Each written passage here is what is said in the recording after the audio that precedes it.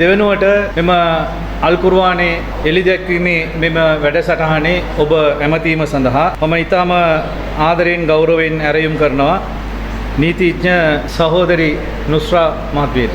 பிஸ்மில்லாஹிர் ரஹ்மானிர் ரஹீம். அஸ்ஸலாமு அலைக்கும் வரஹ்மத்துல்லாஹி வபரகாத்துஹு. இந்த நிகழ்வில் நான் பங்கு பெறுறதில் அல்லாஹ்க்கு நன்றி சொல்கிறேன். என்னென்னு கேட்டால் ஃபர்ஸ்ட் எடிஷன் இந்த குர்ஆனிட முதலாவது பிரதி வெளியீடு 2015ஆம் ஆண்டு சுகததாச ஸ்டேடியமில் மிகவும் பிரமாண்டமாக நடைபெற்றுச்சு. அதுக்கு பிறகு அதை திரும்ப இன்னொரு பப்ளிகேஷன் ஒன்று போடணுமென்று நிறைய முயற்சிகள் செஞ்சாலும் நாட்டில் ஏற்பட்ட தொடர்ச்சியான குழப்பங்கள் காரணமாக, அதாவது முஸ்லீம்களுக்கு எதிராக தொடர்ச்சியாக அலுத்கம பிரச்சனையாக இருக்கட்டும், திகன பிரச்சனையாக இருக்கட்டும், 21 நாள் அதாவது ஈஸ்டர் அட்டாக்டாக இருக்கட்டும், தொடர்ச்சியான பிரச்சனைகள் காரணமாக எங்களுக்கு இந்த குர்ஆனை வெளியிடுறதுல சிக்கல்கள் ஏற்பட்டு கொண்டே இருந்தது. அது தவிர ஃபைனான்ஷியல் இஷ்யூவும் நிறைய இருந்தது என்றது உண்மை. நிறைய ஹெல்ப் பண்ணுறாக்களும் ஹெல்ப் பண்ணாமல் விட்டாங்க. ஏன்னு கேட்டால் அந்த பிரச்சனைக்குள்ளே நாங்களும் போயிட்டு மாட்டிக்கொள்ளணுமா என்ற ஒரு பயத்தில். ஆனால் அல்ஹம்துலில்லாஹ் அதையெல்லாம் தாண்டி சிறப்பாக அல்லாஹ்வோட உதவியால் இன்றைக்கி நாங்கள் இந்த செகண்ட் பப்ளிகேஷனை வெளியிடுறதுல பங்கு பெற்றது பெரிய ஒரு சாதனை. அதாவது இந்த காலகட்டத்தில் அது ஒரு பெரிய ஒரு சாதனையாக தான் நான் நினைக்கிறேன்.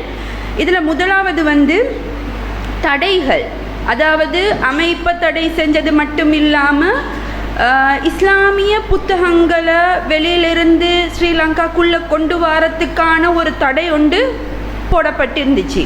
அது தௌஹீத் புத்தகங்கள் மட்டும் இல்லை, அந்த வஹாபிய புத்தகங்கள் மட்டும் இல்லாமல் எந்த இஸ்லாமிய புத்தகமாக இருந்தாலும் அதை ஸ்ரீலங்கா உள்ளுக்கு கொண்டு வரதுன்னு சொன்னால் ஒரு பெரிய ஒரு போராட்டம். டிஃபென்ஸில் கிளியரன்ஸ் எடுக்கணும், அது மாதிரி இல்லாமல் எத்தனையோ இடத்துல கிளியரன்ஸ் எடுத்து அது சரியாக வந்தால் தான் அந்த ஒரு புத்தகத்தை கொண்டு வரக்கூடியது இருந்துச்சு. அப்படி இருக்கிற நேரம் இப்போ அண்மையில் நீங்கள் எல்லாரும் பார்த்துருப்பீங்க, விஜயதாச ராஜபக்ச நீதி அமைச்சர் என்ன சொன்னார், திடீரென்று யார் இந்த வஹாபிய புத்தகங்களை ஸ்ரீலங்காவுக்கு கொண்டு வரத்துக்கு தடை விதிக்க சொன்னது என்றதை வெளியிட்டார். அப்போ எல்லாமே எங்களுக்குள்ளே தான் இருக்குது, முஸ்லீம்களுக்குள்ளே தான் எல்லாமே இருக்குது. ஒருத்தர் முன்னேறேன்னு சொன்னால் அவங்கள எங்கே தட்டி உடையலும் என்று பார்க்குறதுல முக்கியமான ஆட்கள் தான் அப்படியான ஒரு வேலையை செஞ்சாங்க. ஆனால் அல்லாஹ்வோட ஏற்பாடால் எவ்வளோ சிரமங்களுக்கு மத்தியில் இந்த குர்ஆன் பிரதிகள் வெளியிடப்பட்டிருக்குது.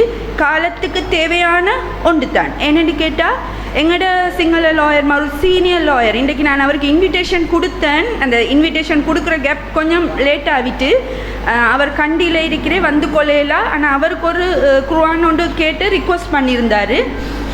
நிறைய பேர் கேட்குறாங்க எங்களுக்கு சிங்கள குர்ஆன் டிரான்ஸ்லேஷன் ஒன்று கிடைக்குமான்னு சொல்லி. இப்போ எத்தனையோ அமைப்புகள்கிட்ட குர்ஆன் டிரான்ஸ்லேஷன் இருந்தாலும் எங்களுக்கு விளங்கக்கூடிய மாதிரி, ஈஸியாக அக்சஸ் பண்ணக்கூடிய மாதிரி, தெளிவுகளை பெறக்கூடிய மாதிரி இருக்கிற ஒரு குர்ஆனை இன்னொரு ஆளுக்கு கொடுத்தா தான் அதில் அவங்களும் பயன்பெறுவாங்க. சிங்களம் என்றாலும் விளங்கக்கூடிய பாசையில் இருக்கணும். அது விளங்காமல் ஏதோ ஆதி காலத்தில் இருக்கிற சிங்கள வேர்ட்ஸை போட்டு டிரான்ஸ்லேஷன் பண்ணியிருந்தால் அப்படியே மூடி வச்சா அப்படியே வருஷ காலம் அப்படியே இருக்கும் அந்த குர்ஆன். அதனால் பிரயோசனப்படக்கூடிய மாதிரி குர்ஆனை வெளியிட்டு ஏனைய ஆக்களுக்கும் அதை கொடுத்து அவங்களும் அல்லாஹ்வால் வழங்கப்பட்ட இந்த குர்ஆனில் இருந்து அருள்களை பெற்றுக்கொள்கிறதுக்கு நாங்கள் பங்குதாரராக இருக்கணும் என்றதில் எந்த மாற்று கருத்தும் இல்லை. அதனால் இன்ஷா அல்லாஹ் உங்களால் முடிஞ்ச, அதாவது நீங்கள் மட்டும் இல்லை, உங்களோட ஊரில் உங்களோட சகோதரர்கள் எல்லாரும் இருப்பீங்க, முடிஞ்ச ரீதியில் இதை மாற்று மதத்தினருக்கு போயிட்டு சேர்றதுக்கு எல்லாரும் ஒத்துழைப்பாக வழங்க வேண்டும் என்று கேட்டு விடைபெறுகின்றேன். அஸ்ஸலாமு அலைக்கும் வரஹ்மத்துல்லாஹி வபரகாத்துஹு. குர்ஆன் சம்பந்தமாக மிக ஒரு தெளிவான காலத்திற்கு தேவையான சில செய்திகளை சொன்ன சட்டத்தரணி சகோதரி நுஸ்ரா அவர்களுக்கு ஜஸாக்குமுல்லாஹ் ஹைரா.